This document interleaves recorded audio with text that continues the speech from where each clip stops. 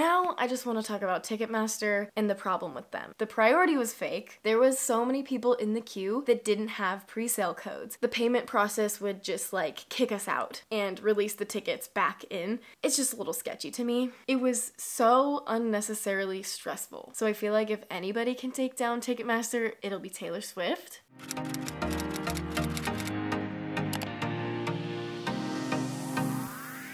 Hello guys, welcome back to the channel. It's Nena. If you are new here, welcome. I'm so happy to have you, and if you're not new, thanks for coming back. This week has been a roller coaster for the Swifties of emotions and thoughts, opinions, just so many things happening. And I just wanted to get on here and kind of explain what happened and what I think happened and kind of like my thoughts on everything and just what I think went wrong with all of this. So first, I just wanted to say, I don't think anyone realized how difficult it was actually going to be to get tickets. I knew that the demand was bigger, but I don't think I ever realized what I was getting myself into with the pre-sale and everything. Just based on how my experiences had gone in the past, I thought there was no way it could be like this. I knew it wasn't gonna be as easy as it was before to get tickets, but I didn't think it would be almost impossible for people to get tickets to this tour. Since last week, they came out and said that less than 5% of people that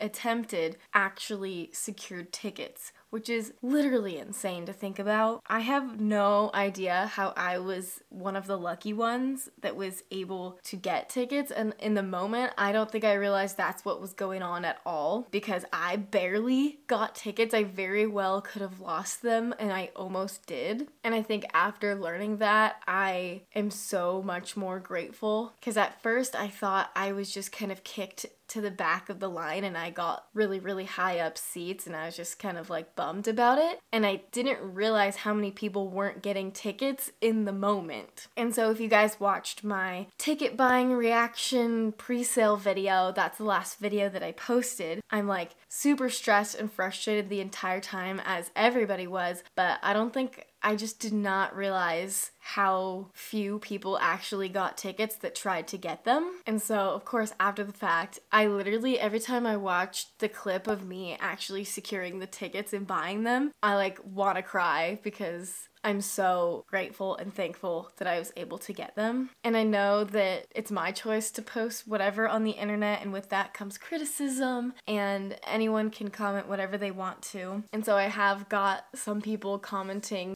they're upset with me for getting tickets to 2 shows when in the moment I had no idea how lucky I was to have gotten those tickets. I wasn't trying to take opportunities from other people or anything. This is something that Swifties have done for every single tour, and this is something I did for Reputation, where people go to multiple shows and it's never been an issue of being able to get tickets. I know that for 1989, a ton of people went to so many shows, and I was only able to get tickets to 1 show because I was in high school, I didn't have a lot of money, and then when Reputation tour came around, I was older, I had saved up a bunch of my money, and I really wanted to go to more than 1 show because I've seen so many other Swifties do it and have such a fun experience getting different set lists. Taylor Swift brings out different guests at each show, and so it kind of encourages people to want to go to multiple shows. And Taylor Swift has said this before, where the reason she does her surprise songs is that she knows that there's people gonna be there that have already seen this show, so she has this little moment where she switches up the set list so that there's a surprise in every show. And this is, again, this is not something that's new to the fandom. People have always tried to get tickets to multiple shows, and for Reputation, I went to 3 shows for Reputation, and I was able to get tickets very easily at a really good price. Even so, the shows weren't sold out completely, and so for Reputation, I had friends that bought tickets a week before, and they were able to get it at face value. So having those ticket buying experiences in the past, I really did not think that this would go like this and be so cutthroat. For some reason in my mind, did not think these shows were going to completely sell out in the very first day of pre-sale. I don't know. It's just something that I think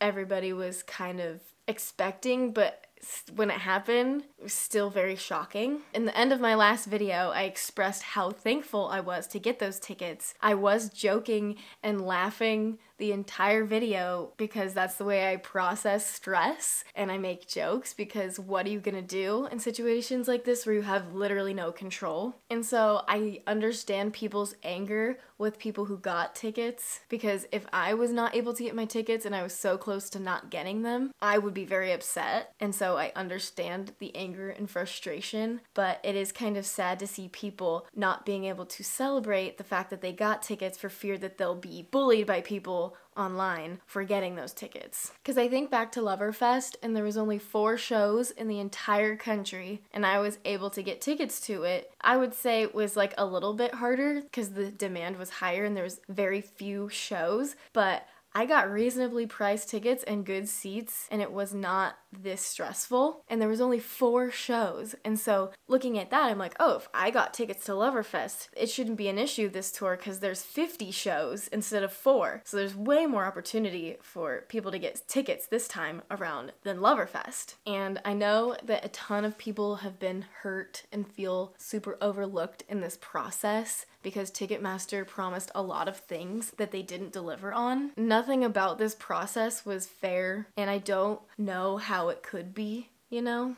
Every fan deserves tickets. Nobody deserves tickets more than someone else just because you've been a fan longer, you've been to more shows. It's just never gonna be fair because it's really difficult to organize that. I really hope that Taylor and her team are able to find another way to give more fans a chance, like real fans. So that's just kind of what I wanted to say first. Now I just want to talk about Ticketmaster and the problem with them, because we all know Ticketmaster is a monopoly. Ever since they merged with Live Nation, they've had so much control, and they're basically the only ticket selling website for live music with no real competitors besides like the third-party sites. Back when the Reputation tour was announced, that's when they began the verified fan ticket portal thing. And for the Reputation tour, it worked beautifully. It was such an efficient system, and a ton of Swifties will agree with me on this one. You were able to log into your account. Registration took place over the course of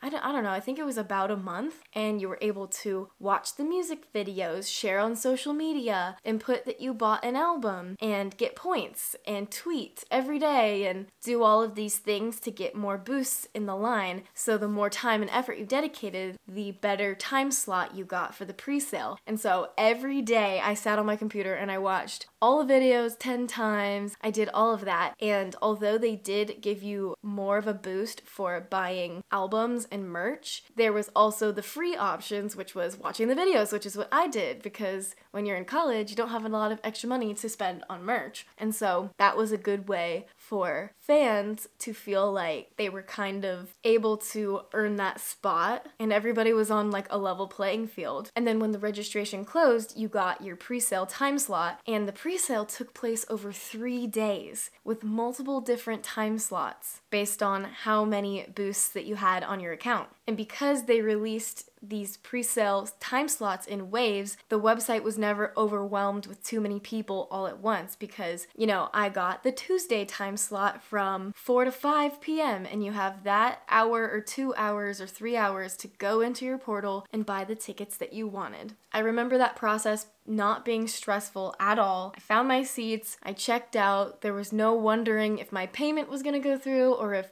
the seats were not disappearing before my eyes.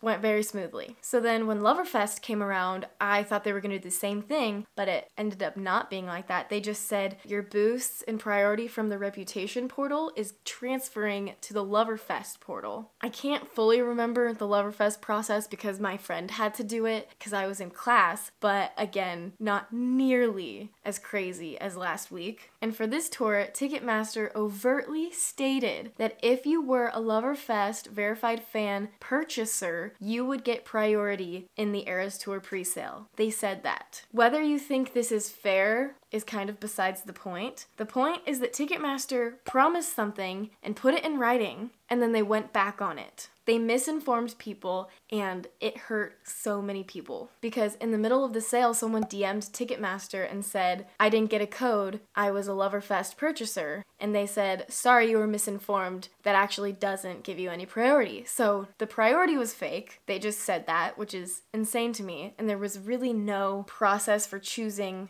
who got the codes. It was just kind of like random. I do wonder if they had done the same system as they did for Reputation, if people would actually put in the time and effort it took to get the boost, because I feel like I worked so hard to get that time slot. I literally watched the Look What You Made Me Do music video over 1,000 times, probably like 1,700 times, because I really wanted it, you know? And there's a lot of people who bought tickets to Loverfest that didn't get a code for the Eras tour, even though Ticketmaster said that they would have priority. And the way that I kind of know this got all jumbled was that one of our friends had her sign up just in case. She didn't really care about Taylor Swift, had never been to any of her concerts, which doesn't really matter, but the fact that she got a code and other people didn't get a code, and she just like was signed up the very last day of registration, didn't really care, she just did it on a whim, and she got a code, proves that it was just random. And so that kind of shows that these resellers could have very easily gotten a code over real fans, is kind of the point I'm trying to make. It's crazy how unprepared they were and how many malfunctions were happening on this site. The error codes, the payment problems, people clicking on tickets and them just disappearing in front of their eyes. They said only 1.5 million people got codes. 3 million people registered as verified fans, and so half of those people got codes. But 14 million people tried to get on the site that day. There's so many other ways this could have been organized better. Again, they could have done it in waves like they did for Reputation, but they really needed to require you to put in your presale code before they let you in the queue. There was so many people in the queue that didn't have presale codes. I know people that got an email saying they were a verified fan and were never sent a presale code. So those people shouldn't have been in the line because they didn't have a code to put in once they got in, so it didn't even make sense why they were waiting in line. And also a bunch of bots were infiltrating, as they said, and I don't know why they didn't have any kind of identification thing, you know, like the reCAPTCHA,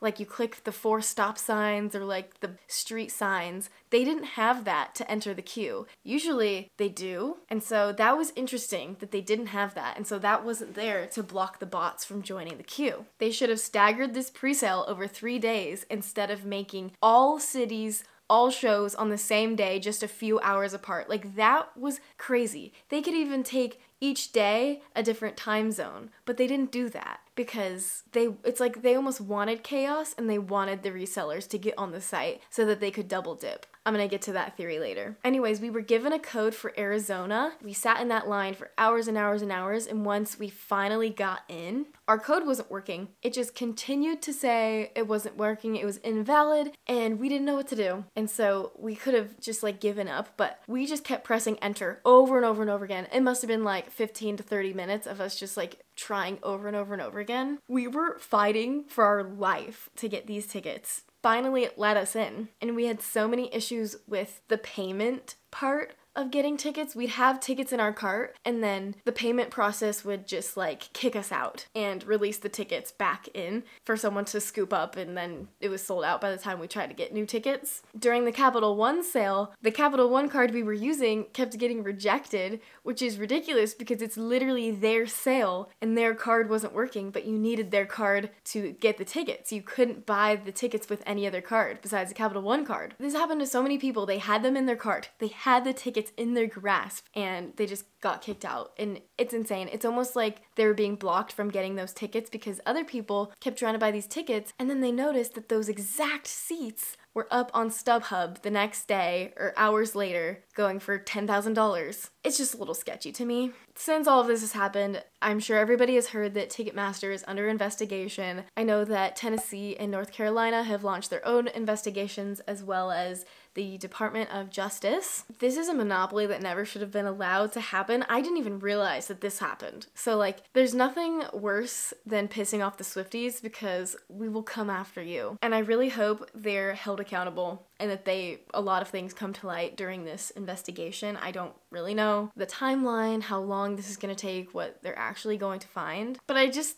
literally can't believe they kept saying, we had no idea, this is unprecedented, we had no idea how many people. It's like, you knew how many people signed up, you knew how many codes you sent out. Why was there 14 million people allowed to be in the queue? I don't know. So back to my theory, I think that they sent out too many codes, and I think they sent codes to resellers and bots were allowed in because, you know, they can make money off of the first sale of the ticket, the initial sale of the ticket, but they also make money if tickets are resold through Ticketmaster. So it's almost like they're double dipping on the sale. And so they're making a higher profit because of the sale and resale of the same ticket. It's just like comical how much money these resellers are trying to sell the tickets for. I think the most I saw was like $78,000, and people are like, who in their right mind? That's a down payment on a house. That's like a brand new Tesla. Like, this is insane. When it comes to the pricing of the show, I was a little disappointed in how high the prices were, because for the last 2 tours I was able to get decent, like, good seats for a good price, and this just felt like I was selling my soul to get these tickets. And I would have. If I had those floor seats in my cart, I would have just bought it. I would have spent the money.